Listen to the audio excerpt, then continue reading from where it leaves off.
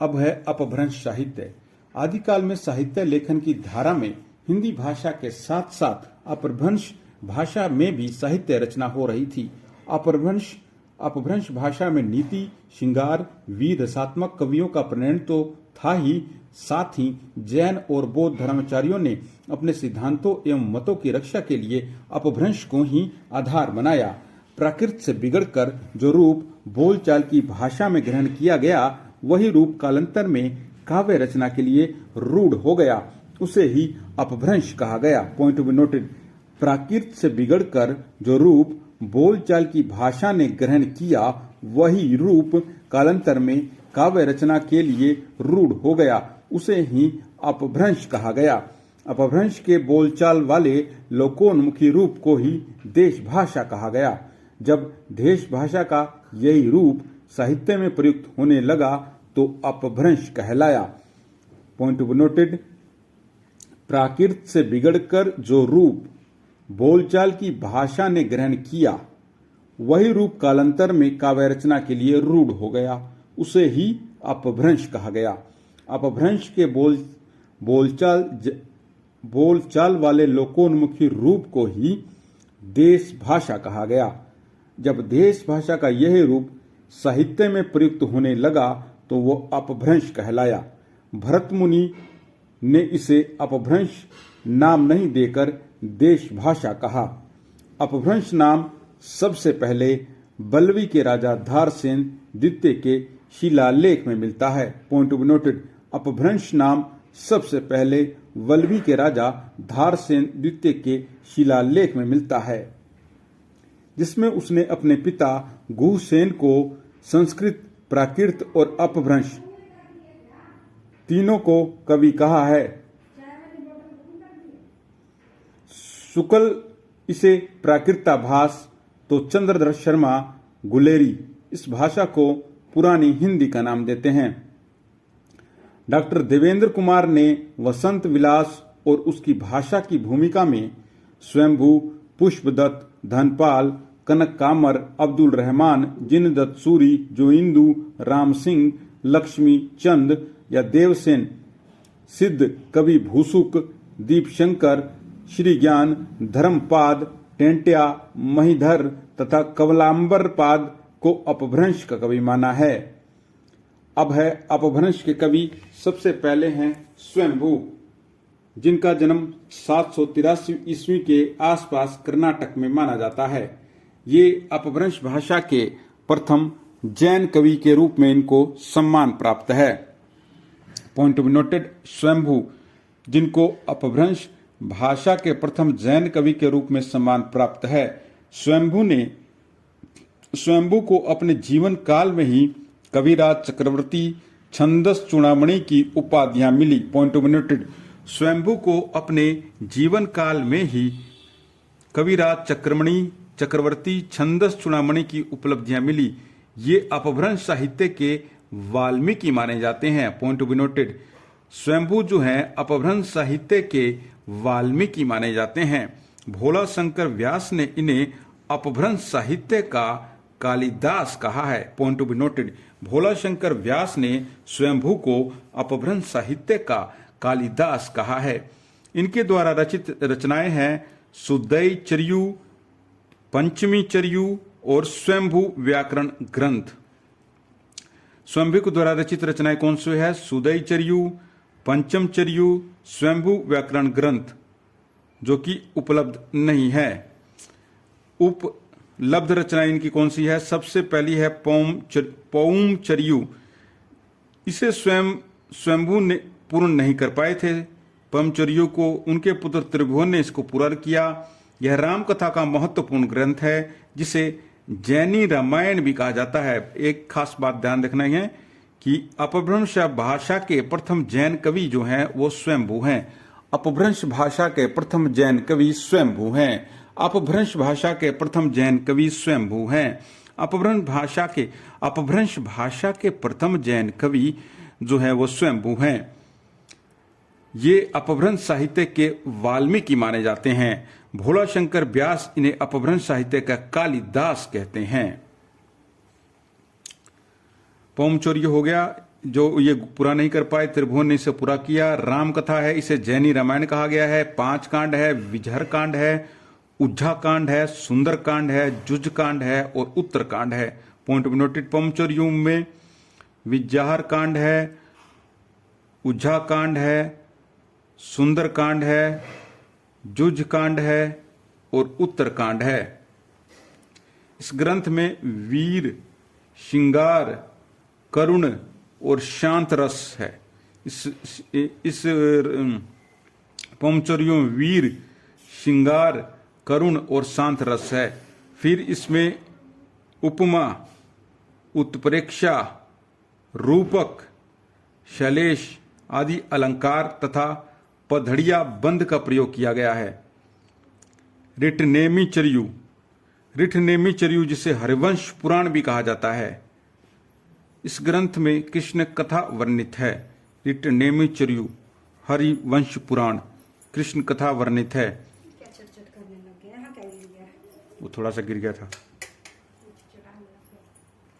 स्वयंभू छांदस, इस ग्रंथ में प्राकृत एवं अपभ्रंश के कवियों के छंद संकलित हैं। एक मिनट।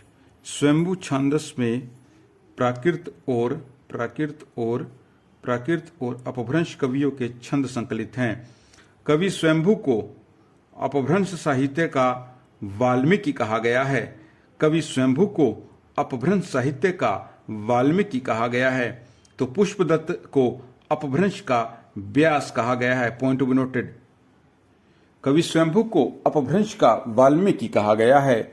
कवि स्वयंभू को अपभ्रंश का वाल्मीकि कहा गया है। तो पुष्पदत्त को अपभ्रंश का व्यास कहा गया है। कवि स्वयंभू को अपभ्रंश का वाल्मीकि कहा गया है। तो पुष्पदत्त को अपभ्रंश का व्यास कहा गया है।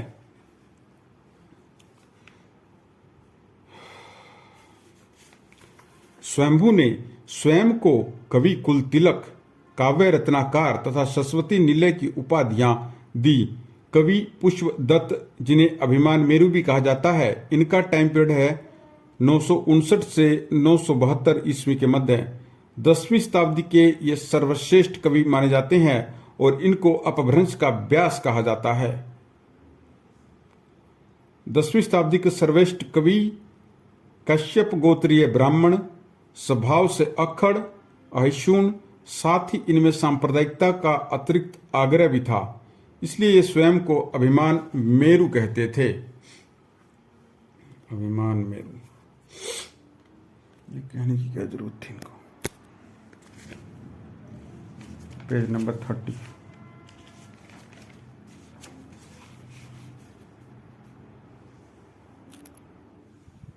आगे है महापुराण।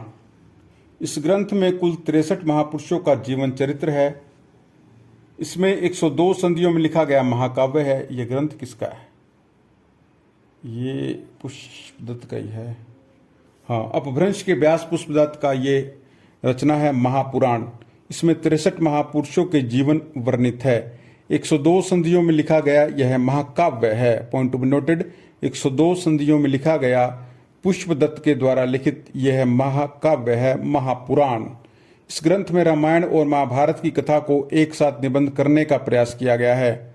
इस ग्रंथ में 102 संधियों में 24 जैन तीर्थकर, 12 चक्रवर्तियों, 9 वासुदेवों, 9 प्रतिवासुदेवों और 9 बलदेवों सहित 63 सलाका पुरुषों का जीवन चरित्र सुंदर काव्य रीति से वर्णित है।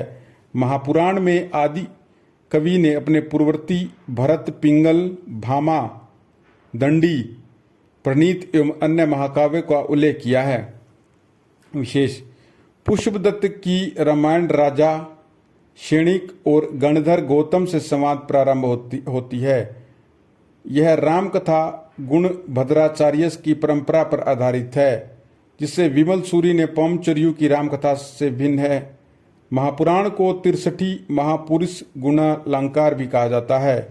पुष्पदत्त को अपभ्रंश साहित्य का व्यास भी कहा गया है। आगे है इनका ग्रंथ पुष्पदत्त का नय कुमार चर्यु। ये 9 संधियों का खंड काव्य है। इसमें अनेक दार्शनिक विषयों की आलोचना की गई है। Point to be noted. Pushpadatta का अगली रचना है नय कुमार चर्यु। 9 संधियों का खंड काव्य है। जस हर चरयू 4 संधियों के इस खंड काव्य में नगर जीवन के साथ साथ ग्राम्य जीवन की रमणीय झांकी प्रस्तुत की गई है। झांकी इस ग्रंथ में मधुर ग्रामीण गीता की संयोजना भी है तथा जसहर यशोधरा नामक पुरुष का चरित्र वर्णन किया गया है। किसमें? जसहर चरयू में, जिसके राइटर हैं पुष्पदत्त, जिन्हें अपभ्रंश साहित्य का व्यास कहा गया है।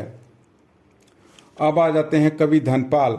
कवि धनपाल जो हैं वो 10वीं सदी के कवि हैं। प्रमुख ग्रंथ हैं कवि धनपाल के भविष्यत कथा, फिर भविष्यत कहा, जिसे श्रुत पंचमी रास भी कहा जाता है, पॉइंट टू बी नोटेड। भविष्यत कथा या भविष्यत कहा को श्रुत पंचमी रास भी कहा जाता है, जिसके राइटर हैं कवि धनपाल। श्रुत पंचमी रास यानी भविष्यत कथा या भविष्यत कहा, यह लौकिक चरित्र काव्य है। क्या है? यह लौकिक चरित्र काव्य है। इसमें एक व्यापारी के पुत्र को नायक बनाया गया है, जिसका सौतेला भाई बंधुदत्त उसे धोखा देकर उसे विपत्ति में डाल देता है। अंत में भविष्यत सफलता प्राप्त करता है। कथा का उद्देश्य रीति यचना व्रत का महामात्य प्रतिपादित किया गया है। इस ग्रंथ में मानव हृदय की मार्मिक अभिव्यक्तियां हैं तथा चरित्र काव्य की नई कड़ी है, जिसका प्रभाव आदिकाल रचनाओं पर दिखाई देता है। फिर है राम सिंह, जो कि 11वीं सदी के कवि हैं। राम सिंह की रचना है पाहुड़ दोहा, जो कि संसारिक और इंद्रिय सुख की निंदा और आत्मानुभूति को महत्व प्रदान करती है। पाहुड़ दोहा जो है राम सिंह द्वारा रचित है। ये संसारिक एवं इंद्रिय सुख की निंदा एवं आत्मानुभूति को ज्यादा महत्व देती है। इस कृति में यानी पाहुड़ दोहा में गुरु की महिमा, सत्संग, अहिंसा, मूर्ति पूजा के आडंबरों का खंडन विषयक्त दोहे हैं। पाहुड़ दोहा का संस्कृत रूपांतर जो है प्राभित्य है, जिसका अर्थ है उपहार। इस दृष्टि से पाहुड़ दोहा का अर्थ हुआ दोहों का उपहार। ठीक है। फिर है जिनदत्त सूरी, जिनका टाइम पीरियड 12वीं शताब्दी है। जिनदत्त सूरी कृत उपदेश रसायन रास जो है 80 पदों में रचित नृत्य गीत है। कृष्ण लीला के नृत्य गीत काव्यों में के भक्ति काल सूत्र अपभ्रंश के इसी काव्य परंपरा से जुड़ते हैं। फिर है अब्दुल रहमान या रहमान, इनका टाइम पीरियड है 12वीं से 13वीं शताब्दी। संदेश राचक जो इनकी रचना है 3 प्रकरणों और 223 छंदों का खंड काव्य है। संदेश राशक खंड काव्य है। इस काव्य में विक्रमपुर की वियोगिनी की विरह कथा का षट ऋतु परंपरा में वर्णन है। संदेश राशक किसी इस्लाम धर्मावलंबी की भारतीय भाषा में रचित प्रथम रचना है। Point to be dated. संदेश राशक किसी इस्लाम धर्मावलंबी की भारतीय भाषा में रचित प्रथम रचना है। इस ग्रंथ में नक्शिक वर्णन परंपरा एवं वियोग का मार्मिक दृश्य चित्र है। संभवतः इस परंपरा का अनुकरण कर रीतिकालीन श्रृंगारिक काव्य को विकास प्राप्त हुआ। That is the end of this part.